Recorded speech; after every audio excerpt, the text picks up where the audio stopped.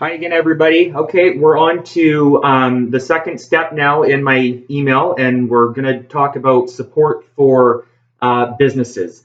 And this is a video for support for businesses. So we're going to go through the support for businesses that Canada's Economic Response Plan has put forth. So if you go to that page, the Canada's COVID-19 Economic Response Plan, the link that I gave you above in the introduction, go to that web page and we're going to go through this together. Okay, so let's go to the support for businesses and let's just start going through this.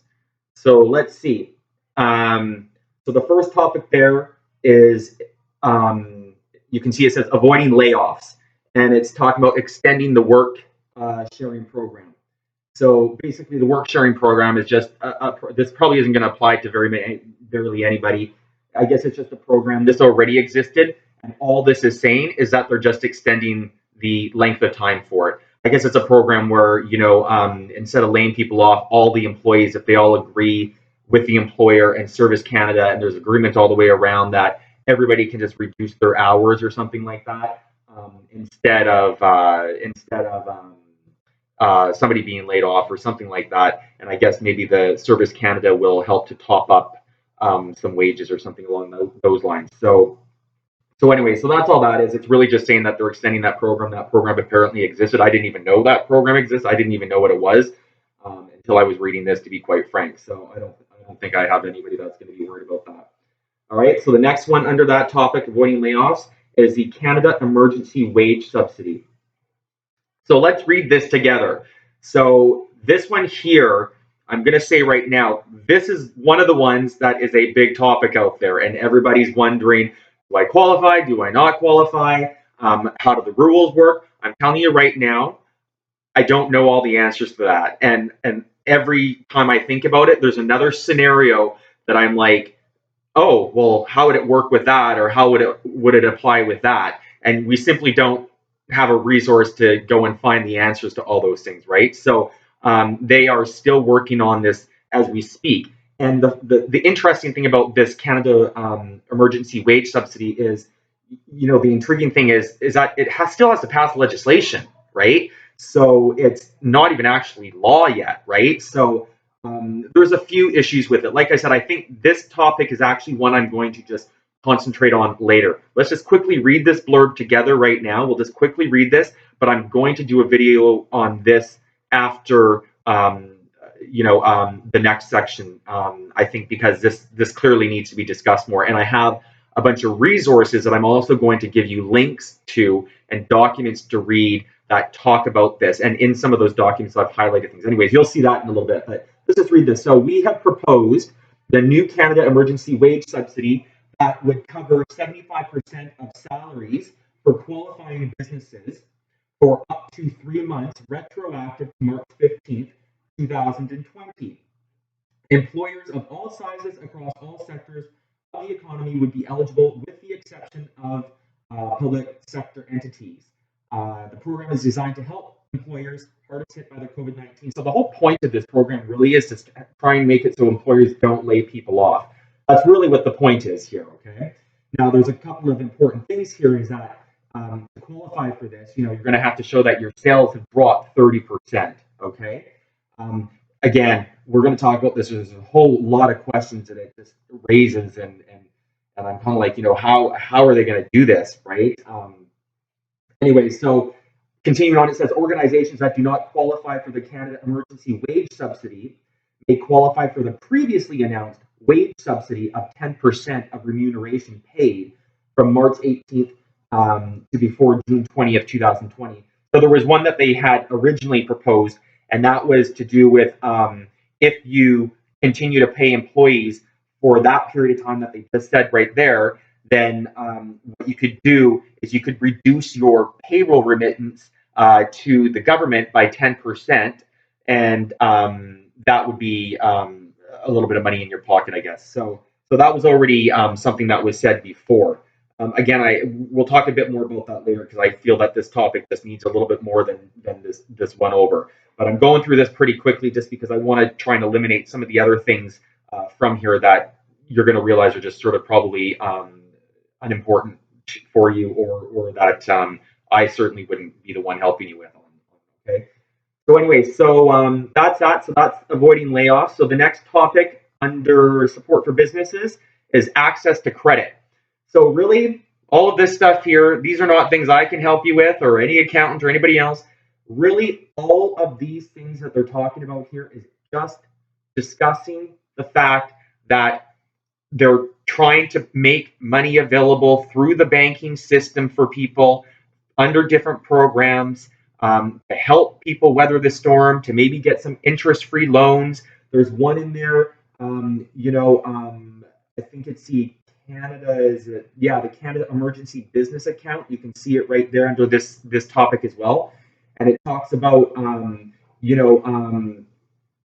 certain entities that could get loans of up to $40,000. Don't forget, they're just loans; they will have to be paid back. Although apparently, up to $10,000 for qualifying businesses could be forgiven. I don't know what that means, but again, you know what? This is something you're going to talk to your bank about, not me. Go talk to your bank if you think that there's anything to do with financing, money. You need money, anything like that. You are going to talk to your bankers. Okay. Um, so if you feel that you're needing money, go talk to your bankers. I'm not going to know the answer to that because you're going to have to talk to them and apply for things with them. Okay. So, but just read it. Read it. It's pretty straightforward. Support for financial stability is the next section here under support for businesses. And you can see there's 3 links there. There's 3 topics you can expand on. All this section is talking about is really, there's nothing for you to do in here. It's really just the government telling you what they're doing. It's just them saying, "Oh, we're doing this. We're lowering the Bank of Canada is lowering the interest rate. We're launching this program, that it's just them basically telling you what they're doing." So we could sort of just skip right over this. Again, it all comes down to, again, if you need money and you're looking for money in the terms of from banks or something, you go and you talk to your banker. All right. The last one there is more flexibility. So we'll just go over this a little bit then. So let's click on the first. There's 2 topics there under more flexibility. And the first topic says more time to pay income taxes. All right, so if we expand that, it says we are allowing all businesses to defer until August 31st, 2020, the payment of any income tax amounts that become owing on or after March 18th and before September 2020. This relief would apply to tax balances due as well as installments under Part 1 of the Income Tax Act. No interest or penalties will accumulate on these amounts during this period. So just a couple of things here. First of all, it is not saying anything about you can delay the filing of your corporate tax return. That is not what it's telling you here. I'm not aware of anything where there's forgiveness for people to not file their corporate tax return by the deadlines.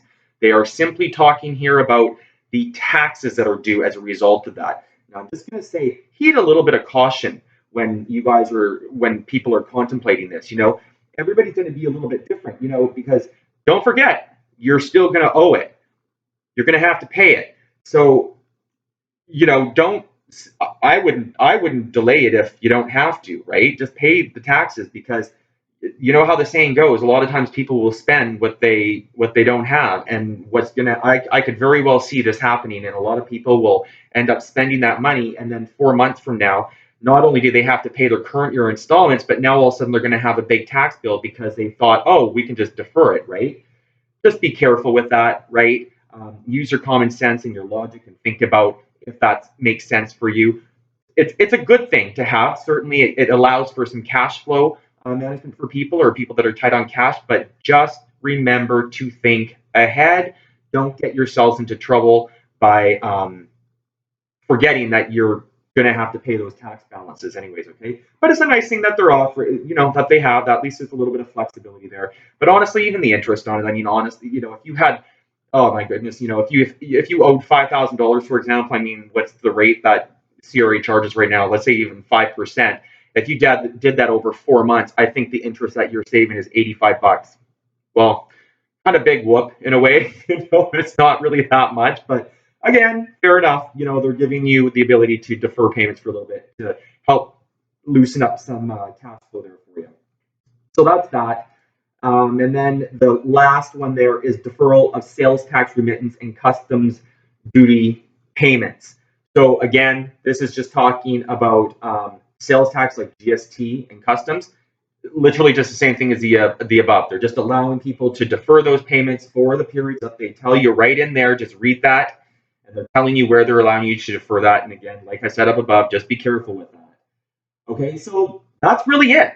So that is the support for businesses. Okay, and as you can see, what did we get from that? We're going to talk further about that Canada Emergency Wage Subsidy.